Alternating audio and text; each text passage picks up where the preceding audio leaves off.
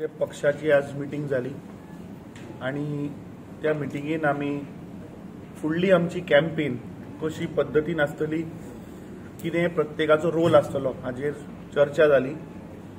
जे इंडिया आघाडी, इंडिया अलायन्साचे काँग्रेस पक्षाचे जे नॉमिनेटेड उमेदवार जे आसात दोनूय, उत्तर गोंय तशेंच दक्षिण गोंय, हांचे नॉमिनेशन आमी रामनवमीच्या शुभ दिसा करतले।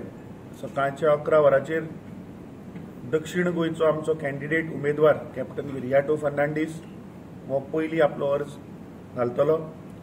ताच्या उपरांत उत्तर गोंयचो आमचो कॅन्डिडेट एडवोकेट रमाकांत खलप वो 12:30 आपले अर्ज थंय पणजे फायल करतलो।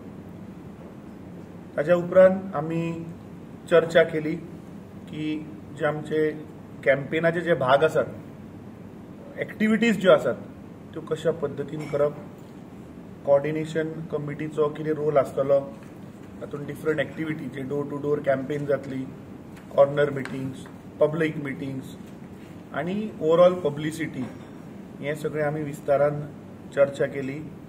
आनी सगळ्यांचो जो उत्साह जर पळयलो जाल्यार म्हाका खात्री आसा की ह्या फावट इंडिया अलायन्स काँग्रेसीन दिल्ले उमेदवार दोनूय उत्तर गोंय तशेंच दक्षिण गोंय हे इंडिया आघाडी अंडर काँग्रेसीचे दोनूय उमेदवार जिखतले, हातूंत मातूय दुबाव ना। आणि त्यानंतर सर्व संयुक्त बैठक इंडिया आघाडीच्या सर्व नेत्यांची आज झाली आणि सर्वांनी मजबूतीने सांगितले की दोन्ही कॅन्डिडेट काँग्रेस पक्षाचे निवडून आणण्याकरता आम्ही पूर्णपणे प्रयत्नशील राहणार आहेत। त्यांचे सगळे इंडिया आघाडीमधले जे नेते आहेत, त्यांचे कार्यकर्ते आहेत, सर्व सक्रियतेने सहभाग घेऊन दोन्ही उमेदवारांना जिंकून आणण्याच्या दृष्टिकोनातून प्रयत्न करणार आहे। एकूणच परिस्थिती इंडिया आघाडीचे उमेदवार जाहीर झाल्यानंतर अत्यंत चांगल्या प्रकारे लोकांनी दोन्ही उमेदवाराला मान्यता दिलेली आहे। लोकांमध्ये एक प्रतिक्रिया उमटत आहे की दोन्ही उमेदवार अत्यंत योग्य उमेदवार आणि काँग्रेस पक्षाने चांगली उमेदवार दिलेली आहेत आणि मला असं वाटतं की ते आमच्या दृष्टिकोनातून एक महत्त्वाची घटना आहे की सर्व जनतेने ॲक्सेप्ट केलेली आहेत। यामध्ये जरूर काही लोकांची चर्चा आम्ही करतो आहोत आणि सर्वच जे काँग्रेसचे नेते आहेत, इंडिया आघाडीमधलेही सगळे नेते आहेत, या प्रचारामध्ये सगळे सहभागी होणार आहेत आणि यामध्ये सगळ्या इंडिया आघाडीमधल्या अनेक नेतेसुद्धा या कॅम्पेन करता गोव्याला या ठिकाणी दोन्ही मतदारसंघामध्ये येणार आहेत। सिनियर लीडरसुद्धा नॅशनल लेवलचे जे काँग्रेस पक्षाचे आहेत त्यांनाही PCCने प्रदेश काँग्रेस कमिटीनं निमंत्रित केलेलं आहे। ते सुद्धा वेगवेगळ्या वेळेला त्यांच्या सोयीनुसार तशा डेट त्यांचे येतील आणि त्यावेळेला आपणाला सर्वांना प्रेसला ते आम्ही सांगू।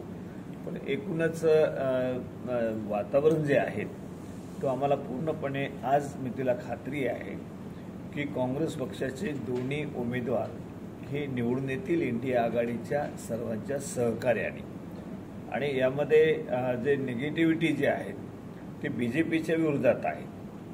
BJP ज्या पद्धतीनं त्यांचे टॅक्टिक्स असतात, वेगवेगळ्या लोकांना कॅन्डिडेट बनवून त्यांच्या माध्यमातून वोट काढण्याचा प्रयत्न होतात, परंतु लोकांना या निवडणुकीमध्ये लक्षात आलं आहे, समजून चुकलेलं आहे की BJP अशा प्रकारचे प्रयोग संपूर्ण देशामध्येच करतायत की वोट कोण त्या ठिकाणी काँग्रेस पक्षाचे, इंडिया आघाडीचे मत कोणी कमी करू शकतात, अशा लोकांना उभे करून आमचे वोट कमी करण्याचा प्रयत्न त्यांचे एक पॉलिसी आहे।